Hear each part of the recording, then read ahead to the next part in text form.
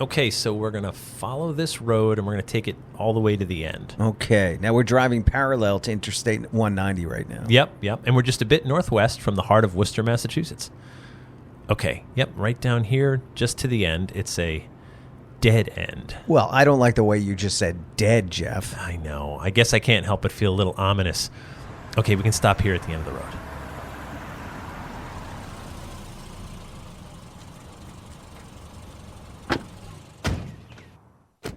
All right, we're standing near the edge of Indian Lake in Worcester. We are. And keep your eyes focused on the water, Ray, because we've come to Indian Lake to search for a monster.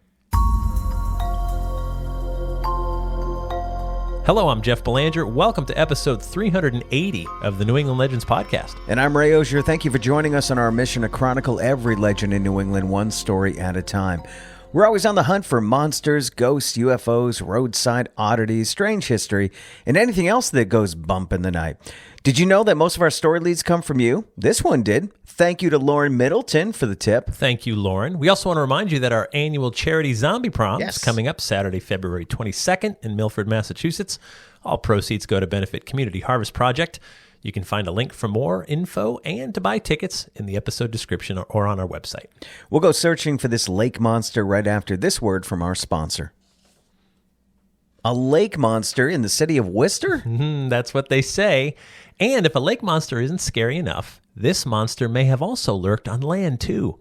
And there were enough sightings that it made the newspapers back in 1904. All right, here's a little more background on Indian Lake. Indian Lake, also known as North Pond, is located in the northern part of Worcester.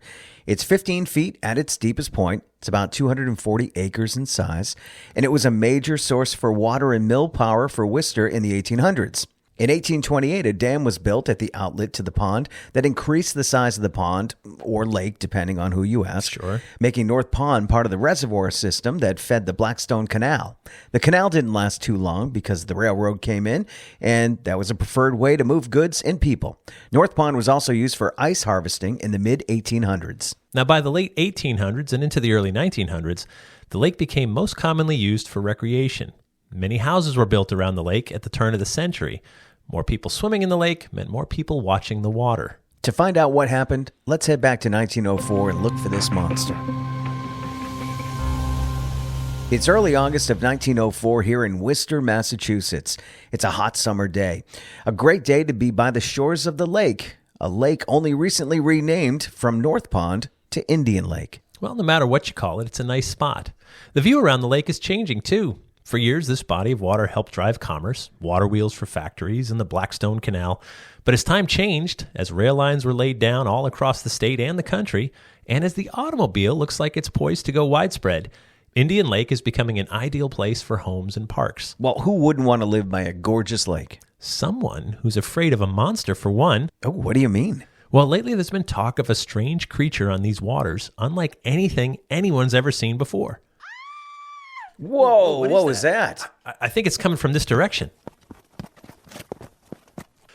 It's Mrs. Boyd. Look, she's pointing at the water. What is that? There's some kind of creature racing away from us in the lake. I mean, at first it looked like it was swimming, almost like gliding on top of the water. Yeah, but then it looked like it was diving, almost like a dolphin. And then it looked like it was kind of flying just above the surface of the water before it vanished. I didn't get a good look at this thing, but Mrs. Boyd did. What did you see? Imagine a big Newfoundland dog with heavy black whiskers, with wings like those of a vulture, and a tail like a great sea serpent, and you will have a good idea of what the thing looked like. I was standing on the shore at the time it appeared. It had flaming red eyes and a cruel, wicked-looking face. It struck me at first that it might be a sea serpent, but I had never heard of a sea monster that had wings before. I could not see much of the tail of the creature except that it was long and slimy. The thing resembled something like the mermaids you see in a circus. The stubby wings which the thing flapped incessantly was the strangest thing about it. It churned them up and down on the water very fast and plowed through the water angrily as it noticed that it was being watched. It did not attempt to lift itself out of the water and fly. It was content to move along in the water and disappear in the cove. I never took any stock in sea serpents or water monsters, but there is certainly something that cannot be explained about this creature. I just spoke to a neighbor of Mrs. Boyd who also saw this creature. 16-year-old Marjorie Halden. She said it was a horrid-looking thing. She said it scared her almost to death, and she's never seen a dog with wings before. Mrs. Boyd is considered a practical woman by her neighbors and friends.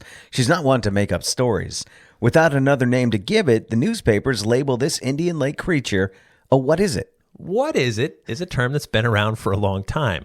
It's really the perfect term if you think about it. Well, yes. What is it? I have no idea, but the community is buzzing, and it may be related to another strange incident that occurred nearby on land. Let's take a walk. All right, where are we heading? Just a few blocks from here to the pool room at Barber's Crossing. All right, let's go inside. Oh, think we have time to shoot a little 8-ball? Loser buys the beer. Deal. All right, so the main reason we're here is because we're looking for the proprietor, William Henry Levitt. I think that's him over there. Okay, you rack him up. I'll go talk to him. So Mr. Levitt told me last Thursday night he was standing in his doorway on West Boylston Street, just outside, when a large animal startled him. He said it looked like a big Newfoundland dog, but then it climbed up a telephone pole right near where he was standing and then crawled down head first. That's when he knew it was no dog. He thought maybe it was a bear. Bears aren't impossible around here, but they don't usually come to this part of town. It's too many people, too busy. Yeah, no, I get it. And Mr. Levitt said he locked himself in the pool hall and barricaded the door until this bear left. He said when it came down the pole, it ran off in the direction of Indian Lake. And he got a good look at the animal. He said it had 2 red, bloodshot eyes. Now, did Mr. Levitt see the wings and the scaly tail? He did not. He thought it was some kind of bear. And that was enough to scare him. I just heard that Mr. Conrad, who owns the restaurant across the street, said he also saw some strange animal Thursday night, but didn't get a good look at it like Mr. Levitt did. What is it? What is it? That's what everyone wants to know. Let's head back down to the lake. Oh, hold on a second. I'm just going to grab a newspaper here on the corner from the kid. Thank you. Wow. Looks like What Is It made the front page. It has. Oh, my gosh. So this is the Wednesday, August 3rd, 1904 Worcester Daily Telegram. Go ahead and give these headlines a read, Ray. All right. It says, sea serpent after women and girls. Strange creature with wings and horrid bloodshot eyes. Does its stunts in the daylight on surface of Indian Lake. What is it takes all nerve out of the Greendale people? Greendale, of course, is a neighborhood in Worcester right near the lake. Now, from those headlines, you'd think there's some serious danger here, wouldn't you? Yeah, well, I guess they know how to sell a newspaper. Still, this strange creature, whatever it is, has caused a stir, and locals are looking for answers. Some are suggesting a scientific study of the lake should be done to try to figure out what this creature is, because people want to know, what is it? And that brings us back to today. All right, I missed this old term. What is it? I've also heard it shortened to what's it? Yeah, it's like the term UFO. Oh, what do you mean?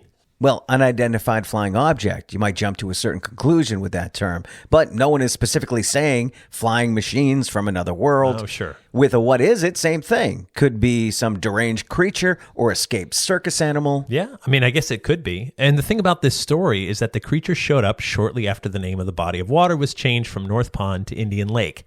Now, whether the sightings have anything to do with the name change is anyone's guess, but the newspaper article speculated maybe the creature was angry about the name change. So we're supposed to believe this mammal-looking creature, which can also potentially fly and lives in the water with a scaly tail, can also read? Okay, good point. We can't help but make connections, I guess. But what I love about this article is that they quoted 4 different people who all live and work within a few blocks of each other. The article names names. I mean, if you were local back then, these are your neighbors. You wouldn't call them names or doubt their word. They saw something and they reported it. Now, I can't stress enough how small Indian Lake is. In fact, it's so small it used to be called a pond. Right. So where would a creature like that one described hide? Right. Plus, today, almost every bit of land around the lake is filled with homes, plus a few public parks. And it's only 15 feet deep. Right. There would be nowhere for this creature to hide. Well, it could be that this strange beast passed through back in 1904 and wasn't seen again. The story sort of dies off after the news coverage. But it's enough that when you've heard the tale, you can't help but gaze out at the lake and ask yourself if today is the day the What Is It returns. You never know. And that takes us to After the Legend, where we take a deeper dive into this week's story and sometimes veer off course. After the Legend's brought to you by our Patreon patrons. Can't thank them enough. They are the backbone of everything we do. They help us with our production costs, our marketing, web hosting, travel, and everything else that we do. We can't bring you 2 episodes each week without them. And it's just $3 per month, and for that, you get early ad-free access to new episodes, plus bonus episodes and content that no one else gets to hear. Please help us out by going to patreon.com/New England Legends and signing up. You can also click on our Patreon link in the episode description. And if you want to see some pictures of Indian Lake, you can click on the link in our episode description or go to our website and go to episode 380. Also, want to say Lauren Middleton did send us the tip on this. Thank you, Lauren. She also does our website and app and so many other things. Very talented. But also, thank you to Joe McCougan, who used her library card for us and got us a copy of the 1904 newspaper article that was the source for this week's story. Also relevant, Joe used to live by Indian Lake. Right, oh, yeah? Right in those neighborhoods. And so I asked her, I said, you ever heard of this? And she said, no, she had not. She'd never heard this story before seeing the headline from 120 years ago. Love a good monster story. I know. So a Newfoundland dog, those are big. Yeah. Right? Beautiful dogs, absolutely gorgeous, but they don't have wings. Right. They don't have scaly tails. They can And absolutely... They probably don't climb down poles head first. I don't even or know if even they climb up up poles. Yeah, right. Like, when was the last time you saw a Newfie in a tree? Right. Never, right? So, yeah, I don't know. I mean, I think it's... but Newfoundlands are specific breed of dog. Right? Yeah. Sort of look like a bear from the back, I guess, but then white underneath, right? So, unmistakable. What I love is so the witness, Mr. Levitt, on the street. Now, he thought a bear happened by. It's not impossible. Sure. Very rare, unlikely Yeah. that on a busy street, a bear would Could make be a its way. rabid bear. Could be even worse. disoriented. Yeah, even more of a reason to hide, right? Right. Scared or whatever. So, okay, sure, I get it. Whoa, that doesn't belong here. So you hide, and then you watch it, and it goes up a pole, and you're like, oh, bears do that. Sure. And then climb down the pole. Yeah. Bears do that. So he's probably thinking some bear. But head first? Sure. You think I've never seen a bear go down head first. A bear can, I think those claws can dig into anything. So, so absolutely, of course, he would be scared. Didn't mention the wings, didn't mention the tail or anything Right. else.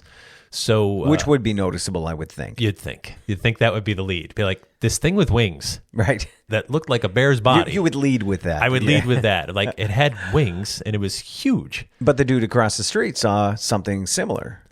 Right now, let's say Newfoundland dog, right? Yeah. The wingspan it would take to how much? Pick a number. How much do you think they weigh? 150 pounds? Between 100 and 150. Yeah, depending sure. on the let's say age. 100. Yeah. Let's say it's a younger one or whatever. Let's say it's 100 pounds. It's probably more. We could Google it. Let's do that. How much? You're going to Google it now? All right, we're on it. Look at that, live. But think about the wingspan it would take to lift 100 pounds. Oh, yeah, of animal absolutely. I never thought of that. in the air, right? A bird's one thing. Right. What about dragons? I mean, that it would probably be half the size of a dragon's wings. Weight of a Newfoundland dog, 130 to 150. Nice job. So we were close. Females can go 100 to 120.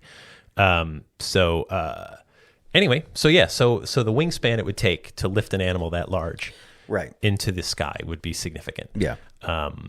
But, all bets are off when we're talking about flying lake mammal sea monsters that fly. That's right. All right. And calling it a sea monster is interesting because the lake was not that huge back then either. No, and where is it going to hide? Like we mentioned, Yeah. 15 feet deep. Yeah, it's not a big body of water. Yeah, It it's never almost- was. It's like a goldfish in a little goldfish bowl. Yeah. They don't have many places to go. No, you're going to find it. So Unless there's some kind of mythical portal underneath the lake. now you're getting to it. Yes. Now we got it. Now going in and out. Yeah. Maybe heading up to Maine. Maybe this is what's her name up in Maine. Back to his home planet. Yeah, who's I don't know. Up in Maine. Who? the sea serpent? Oh, Champy. Cassie. Champy. No, Champ is in Vermont. That's Vermont. I'm that's sorry. Like Cassie though. There is Cassie, one in Cassie Maine, right? the sea serpent's off the coast of Maine. Gotcha. So maybe that's it. Maybe these things just hop around Champ from is, yeah. bodies of water to bodies of water. Yeah, Lake Champlain. Champlain. So who knows, right? We don't know, but obviously a lot of people saw it. It caused a stir. The newspapers did an article. Those headlines, though, are great. Like going after women and girls. I'm like, well, that's the only witnesses you had, Right. Right. If the witness was like a man and a 16-year-old boy, Yeah. I guess it would have said like going after men. And assuming Right. that it's going after these people when Right. it was just Just spotted. seen. Yeah. That was the witness. They Yeah. happened to be outside and looked and saw it and reported it. But like we said, they're trying to sell newspapers. Right. So it sounds Yeah. better that way. But it's funny when people think like, oh, fake news and made up headlines and clickbait is new, right? Yeah. Come on. That's clickbait 1904. Yeah. Right? But she wasn't, like her family and friends said, that's not like her to make up stories. Well, right. But she didn't write the headline. She just said, this is what I saw. Yeah. Call it whatever you want. Like, that's what I saw. And then the headline is just like, monster plaguing Worcester. We're all going to die. You know? Dun, dun, dun. And it was right at the top center of the first front page. Above the fold? Above the fold. Yeah.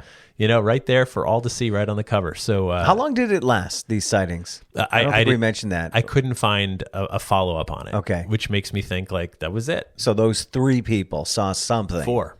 Well, 4. You're right. So yeah. Oh, and the 2 of us.